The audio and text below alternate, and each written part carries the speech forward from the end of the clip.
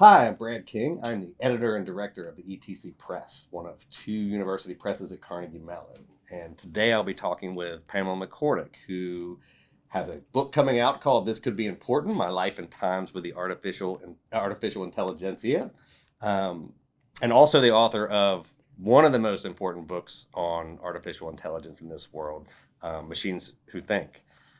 So it's very nice to have you here today. It's lovely to be here. So one of the things that I want to talk about, there's a couple topics that I want to get to, but I think the first one is this is really a spiritual sort of bookend to Machines Who Think. That was an exploration, sort of a philosophical exploration of artificial intelligence and its impact. And this is really it's a memoir. Well, yes, very much. A memoir and a quest. Yeah. My quest, my personal quest. So talk to me about Machines Who Think and This Could Be Important. Like, how do you view these sort of as a continuum? Sure. Machines Who Think, of course, was the first modern history of artificial intelligence. And people thought I was nuts for even paying attention to it. In fact, I lost a tenure thrash over it. Did you really? Yeah, I was in an English department, University of Pittsburgh. And I had this book in press. It was my third book in press. It would be my third published book. And they said, she's sold out to the machines. Really? Well, this is how it was in the 1970s. Because this was 1977, 78 when the book came out around there? It came out in 79, so it was just before that. And your first two books had been? Novels. Right, in the English department, so they were like, you were actually being a writer. Right. And then you've done this nonfiction. Not only nonfiction, but about computers. Mm-hmm. And computers who might think? Yeah. No, this was not kosher. So, that's sort of written in some detail in the book. And I only talk about it, not because, oh, poor me, I lost a tenure thrash. It was really because this was a sign to me of how the rest of the world was going to regard AI for many decades to come, that this was bizarre, not worth thinking about, and so on. And that's why the title of the book is This Could Be Important. I spent decades pulling on the sleeves of public intellectuals in New York City and saying, artificial intelligence, this could be important.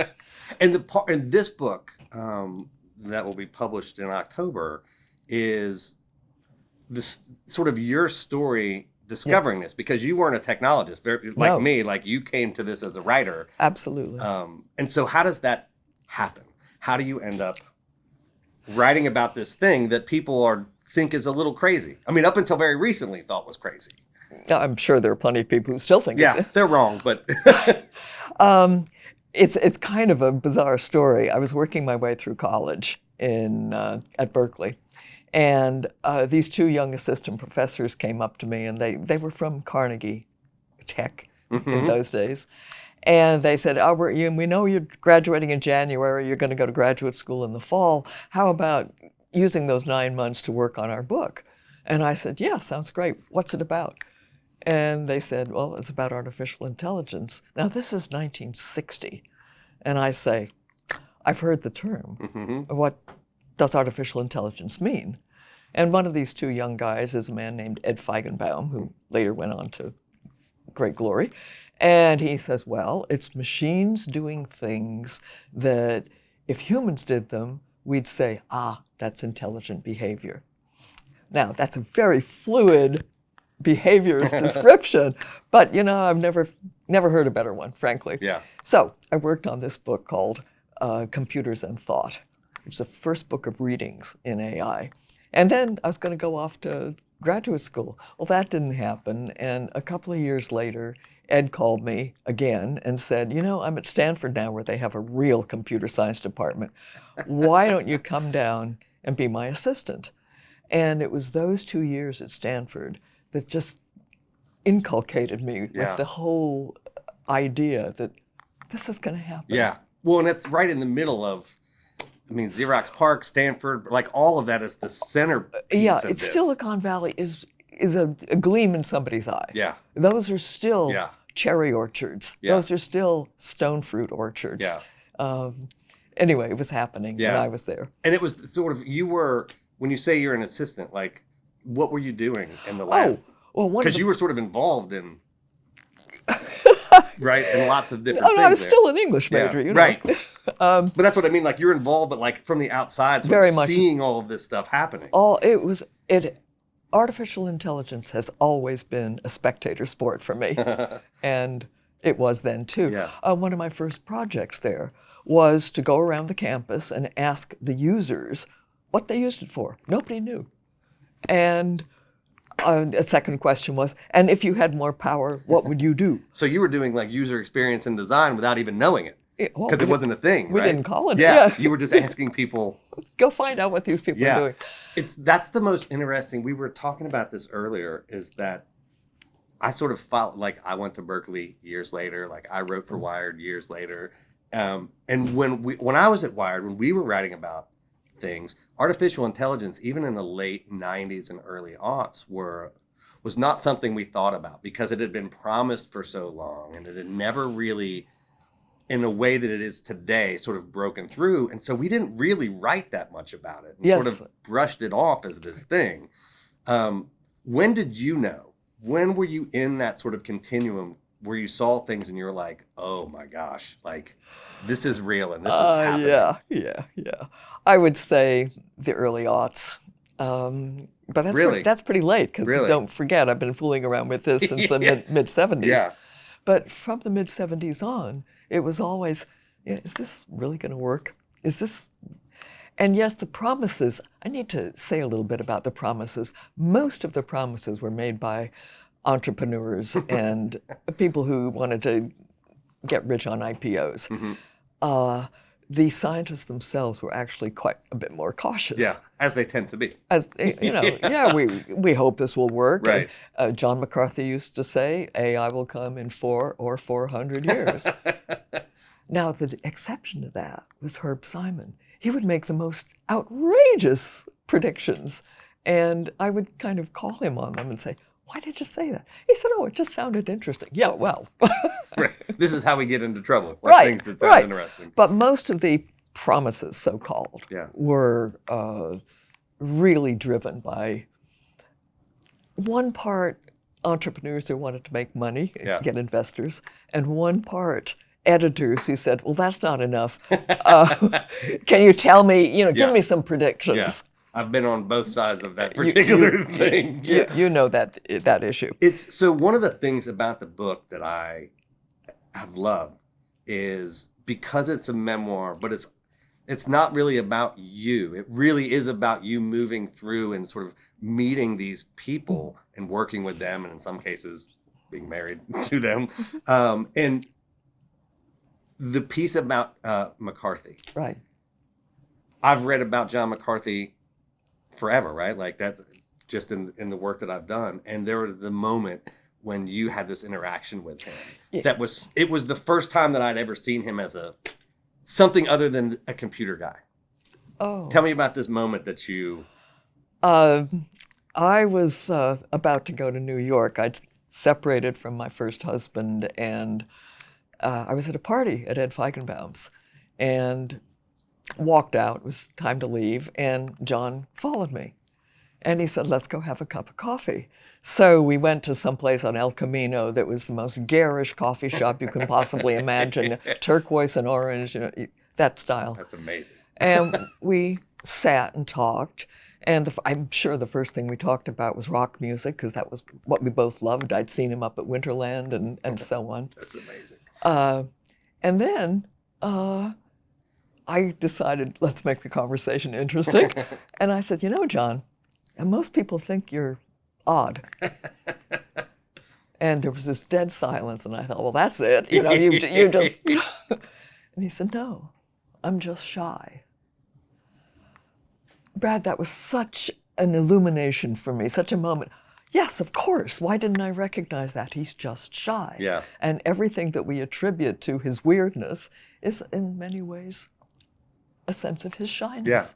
Yeah. And that was the thing that it's so different in this book than things like when Levy writes, Stephen Levy's books or other sort of books about that time, is that there is this sense of these people, like these were people that you knew, that you were friends with, right, that you interacted with. And we think of artificial intelligence and AI and the people that do these things as sort of automatons that are sort of singularly focused on this sort of scientific thing, right? And they're not, right? They were people who were deeply passionate about this weird thing that nobody thought was a thing except for them. That's right. That's right. And when you look at the 4 founding fathers, there was McCarthy. He was extremely socially sensitive. His parents were communists. They had to flee Boston because, I don't know, the House Un-American Activities. No, it must have been before that. But anyway. There's always something. Yeah. And so they moved to LA to get away from it. He was very socially active. And at one point he came into my office at Stanford and said, here's a petition I want you to sign. And, you know, I will house any deserter from the American Army. And I'm thinking, well, wait a minute. Right. I think that war is a big mistake, but and I'm not quite ready to put my signature on something that says that. He gave off such moral authority. Yeah. I signed. Yeah. I signed. Okay, that was John. He got right into the counterculture. His hair went down to his behind, beard, the whole bit. And he laughed to me. He said, you know what these people's ambition is? I said, no, what? You know, change the world? No. They want to put together enough to have a key of weed so that they can deal. He said, they're just like the capitalists. Oh, the people in the counterculture. Right. And we were talking particularly about his idea of social justice and his sort of moral compass, because my generation of tech writers, because we sort of thought when this stuff came around, when technology, the web and these things, the thing I've always told folks is we believed it was going to change the world because it was going to democratize everything. And then we realized, oh no, it has democratized everything, right? And so white supremacists are now on the same as everybody else. Like, we need gatekeepers. We didn't really think about that. And this was part of their thinking when they were doing this, right? Like, it wasn't just AI for AI. It was, how does this make the world better? Very much. How does this make the world better? And we did. This is one of the great revelations to me in my book, is when I realize that we're going to have bad things as well as good things. For me, at the beginning, pursuing more intelligence is like pursuing more virtue. What could be wrong? Right. This is an English major. I have read all the great novels. How did I forget? That is the beginning of everything bad, right? Yeah. How did I forget that we are going to bring everything with us? Right. And that's the interesting thing, right? Is it's not the AI that's bad. No. It's the us part of that's bad.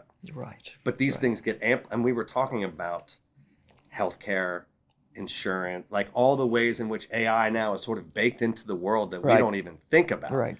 And we brought all that stuff. All the bigotries, all the mistakes. We say, oh, here are 1 million people who made the following decisions. Let's let our little learning device follow that. Learn from them. Yeah. The Twitter bot is the funniest thing, right? Like when they put a Twitter bot to learn, and within 24 hours it had turned into this racist, terrible thing. Oh, with foul language. Yeah, because they were like, oh, that's actually pretty much us. So looking at the journey, right? Like looking at sort of where you started and the people that you were around, seeing them sort of live in this, it wasn't a desert, but for 20 years, people weren't really talking about AI outside of the AI. Oh, it was worse than that. Their fellow scientists were mocking them. I used a subtitle in my book, My Life and Times with the Artificial Intelligentsia. The Artificial Intelligentsia was a term of contempt. Yeah. I'm reclaiming it. And when you look at sort of where it is today, because you have the unique perspective of having seen it from sort of before it was a thing, and it's also not a thing now in the sense that we don't even think about how much it's in our world, right? It's a different way that we're not thinking about it. How do you characterize that journey? for both the people and just what you've seen. Right? You know, Sum up your book. yeah, you put the box top version.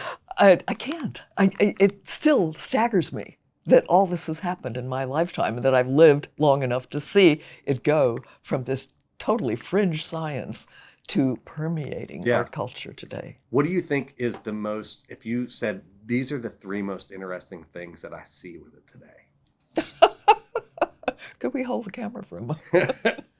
Do you just look at stuff? Like, to me, it was the revelation, and this is not a good thing, but the revelation that the data that all these things are learning from is dirty data. It's bad data. It's not bad. It's us. It's us. But that was, to me, I was like, oh, the artificial intelligence is really an amplification of who we are and not some thing that exists outside of us. Yes, Right. It is us. Us amplified, us raised to the nth degree. Yeah. And so when I see people like Elon and people saying like, oh, this is going to be terrible, they're going to kill us or whatever, I'm like, 1, I don't think that's true. I don't either. And 2, I think it's a pretty good window into who we are. So let's do something about this. Which it can be done. Right. We aren't all that bad. Right. And we can make ourselves better. Yeah. And I think the other thing that I find really fascinating is the healthcare, is the way you can use AI in diagnostics, because diagnosis is the problem. We sort of know we know what we can and can't fix. We don't always know what the problem is. When I thought about AI, in the 90s and all, it's at no point did I think, oh, well, this is going to be the best diagnostic doctor that we have. No. So are there things like that you see that you're like, holy smoly, like, I was not expecting this. I can hardly wait for self-driving cars. It's like, I'm sorry, but I don't think it's going to happen in my lifetime because I'd like it to have happened yesterday.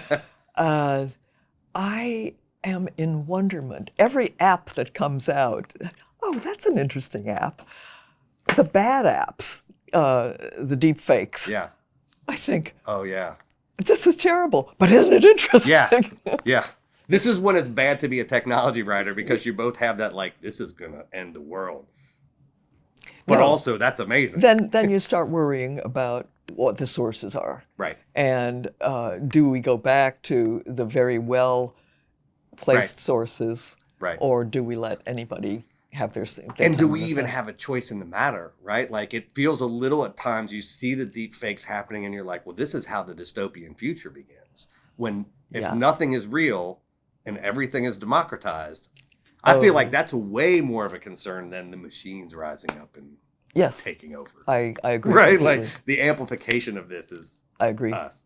Well, it's been great talking to you. It's been wonderful working on this project. The book is amazing. I'm so happy that you're here and that we got to work with you. Really fun for me. Thank you. The book was fun, believe it or not. I can imagine it was Not all books are. No, that being done writing is better than writing. Yeah, so you're happy that it's done. But to me, and we'll end with this, is that the most interesting part is that, 1, it's the bookend to this other the sort of this beginning philosophical musings that you had, but it also is the human side of the people who were making this. Oh, this is not a highly technical No, book. this is a book about people. Yeah. It's not about, and I name names. Yes. The people who behave badly. Yes, you did, which is also fun. Other dad, it's okay. And I'm on the outside of it, so it's enjoyable. So thank you very much. It's been lovely having you, and I can't wait to see what you do next. Okay. Thank you. Lovely to talk to you, Brad.